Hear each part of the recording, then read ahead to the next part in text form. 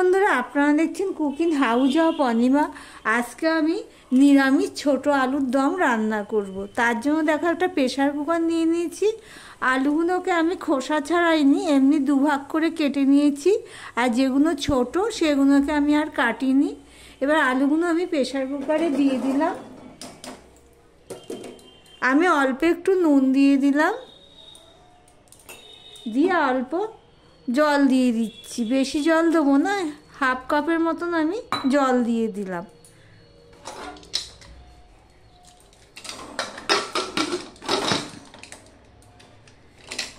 এবার প্রেশার কুকারটা ঢাকনা দিয়ে দিলাম। এবার গ্যাসটা আমি অন করে দিলাম।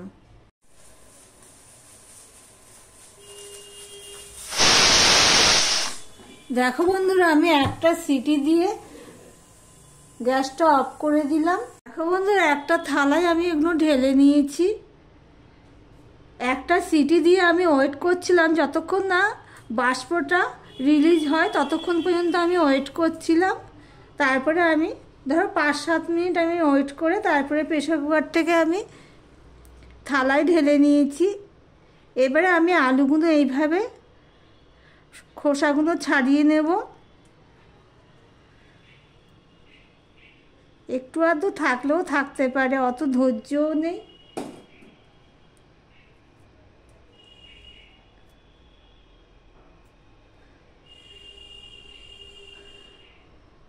দেখো, সমস্ত আলুগুলো এইভাবে আমি খোসা ছাড়িয়ে আর এর জন্য যা যা লাগবে সেগুলো সব কেটে নিয়ে ফিরে আসছি। বন্ধুরা, সঙ্গে থেকো। আর যারা লাইক করোনি, লাইক করে ভিডিওটি কন্টিনিউ করো। দেখো বন্ধুরা, একটা কড়াই বসিয়ে দিয়েছি। কড়াইতে আমি সাদা তেল দিয়ে দিয়েছি। তেলটা গরম হয়ে গেছে। এখানে দেখো, আলুগুলো আমি সম্পূর্ণটা ছুলে নিয়েছি। সবার প্রথমে আমি আলুগুলো ভেজে নেব।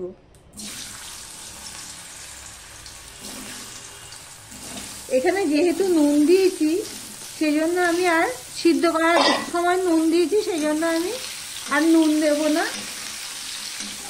একটুখানি হলুদ দিয়ে দিচ্ছি, দাঁড়াও।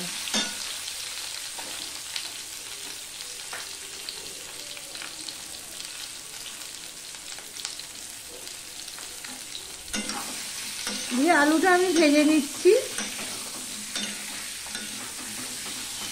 দেখো বন্ধুরা, আলুটা আমি ভাজছি কিন্তু বড় করে দিয়ে হাই হিটে কিন্তু আলুটা ভাজছি। কেননা সিদ্ধ আলু তো হাই হিটে না ভাজলে কি হবে, কড়াইতে লেগে যাবে। এবারে দেখো, আমি আলুর দমের জন্য নিয়ে নিয়েছি আদা পেস্ট 2 চামচের মতো। যেহেতু এখানে পেঁয়াজ রসুন পড়বে না, সেই জন্য আদার পরিমাণটা আমি একটুখানি বেশি দিয়েছি। মটরশুঁটি নিয়ে নিয়েছি, আর নিয়েছি টমেটো, আর নিয়ে নিয়েছি কাঁচা লঙ্কা। আর এখানে নিয়ে নিয়েছি আমি দই, 100 গ্রাম দই আমি আনিয়ে নিলাম। এইটা আলুর দমে দেব।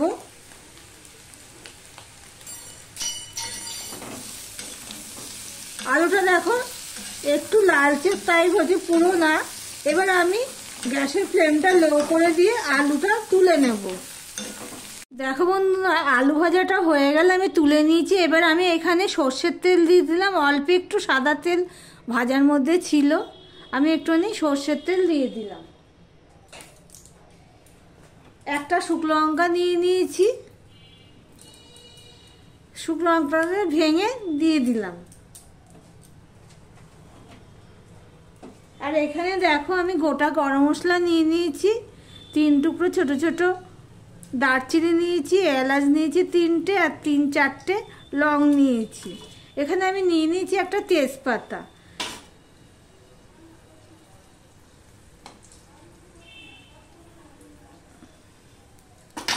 এবারে সবার প্রথমে আমি গরম মশলাটুকু দিয়ে দিচ্ছি। গ্যাসের ফ্লেমটা কিন্তু আমি এখন লো করে দিলাম। ফোড়নে সবসময় গ্যাসের ফ্লেমটা ছোট করে দিয়ে করতে হয়। তোমরা যারা রান্না করে নিশ্চয়ই জানো, কিন্তু নতুন যারা করছে রান্না তাদের উদ্দেশ্যেই আমি বলছি।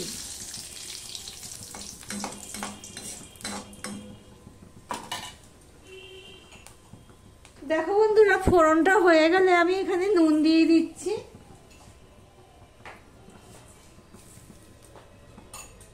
এবারে যে আদাটুকু আমি নিয়েছি সেই আদাটুকু দিয়ে দিলাম।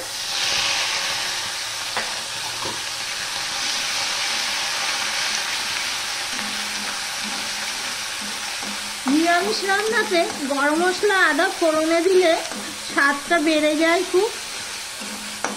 আর সাথে যদি থাকে দই, টক দই আর কি, 4টে কাঁচা লঙ্কা নিয়েছি সেটাও আমি দিয়ে দিলাম। সুন্দর একটা গন্ধ বেরিয়েছে, এতে আর পেঁয়াজ রসুন লাগে না। এইভাবেই করলেই দারুণ স্বাদ হয়। প্লিজ বন্ধুরা দেখতে থাকো আমি কিভাবে করছি। আদাটা ফোড়ন হয়ে গেলে দিয়ে দিলাম টমেটো।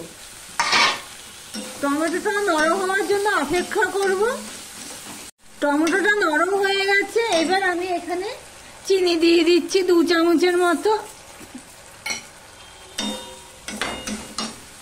এবার আমি কিছু মশলা অ্যাড করব। আমি হলুদ দিয়ে দিলাম 1/2 চামচ, জিরের গুঁড়ো দিয়ে দিলাম 1 চামচ উঁচু উঁচু, ধনের গুঁড়ো দিয়ে দিলাম 1 চামচ উঁচু উঁচু, লঙ্কার গুঁড়ো দিয়ে দিলাম 1 চামচ। মশলাটা কষানোর জন্য একটু জল দিয়ে দিলাম। দেখো বন্ধুরা মশলাটা প্রায় কষানো হয়ে এসছে। এবার যে মটরশুঁটিগুলো আমি ধুয়ে রেখেছিলাম সেগুলো আমি দিয়ে দিলাম। মটরশুঁটিগুলো দিয়ে আমি প্রায় 30 সেকেন্ড মতন ভেজে নিয়েছি। এবার দিয়ে দিলাম টক দইগুলো। টক দইটা আমি একটুখানি ফ্যাটিয়ে দিলাম। টক দইটা দিয়েও আমি আবার কষাতে থাকবো। দেখো বন্ধুরা তেল ছেড়ে দিয়েছে, এই দেখো কড়াইয়ের গায়ে থেকে তেল ছেড়ে দিয়েছে। এবারে যে ভেজে রাখা আলুগুলো আমি দিয়ে দিচ্ছি, ছোট আলুগুলো। প্লিজ বন্ধুরা এইভাবে আমি যেই প্রসেসে করছি ঠিক এইভাবে একবার ট্রাই করে দেখতে পারো, খুব দারুণ খেতে লাগে। নিরামিষের দিনে এরকম আলুর দম হলে আর কিছুই লাগবে না, এই দিয়েই পুরো ভাতটা খাওয়া হয়ে যাবে। আলুটা দিয়ে আমি 2 মিনিট মতন কষিয়ে এবার নিয়েছি। এবার আমি দিয়ে দিচ্ছি গরম জল।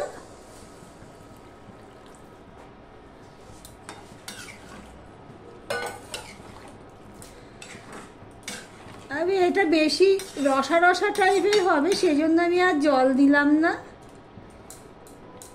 আমি 2 মিনিট কষিয়ে নিয়েছি লো টু মিডিয়াম হিটে। এবার আমি ঢাকা দিয়ে দিলাম। ঢাকা দিয়ে আমি 3 থেকে 4 মিনিট আমি ফুটিয়ে নিয়েছি মিডিয়াম হিটে। দেখো বন্ধুরা সমস্তটা আমার রেডি হয়ে গেছে। এরকম যদি একটা আলুর দম পাতে থাকে তাহলে আর কিছুই লাগবে না, এই দিয়েই পুরো ভাত খাওয়া হয়ে যাবে নিরামিষের দিনে। এবার এর মধ্যে আমি দিয়ে দিচ্ছি ধনেপাতা। তোমরা চাইলে ধনেপাতা না দিয়ে ঘি দিতে পারো। তো ভিডিওটি যদি ভালো লেগে থাকে তাহলে লাইক কমেন্ট শেয়ার করে দিও। আর যারা নতুন বন্ধু ভিডিওটি দেখছো এখনো পর্যন্ত সাবস্ক্রাইব করোনি তাদেরকে বলবো সাবস্ক্রাইব করে পাশে থাকার জন্য। গ্যাসটা আমি অফ করে দিলাম, দিয়ে আমি স্ট্যান্ডিং টাইমে রেখে দেবো। ভিডিওটি আজকের মতন এখানেই শেষ করলাম।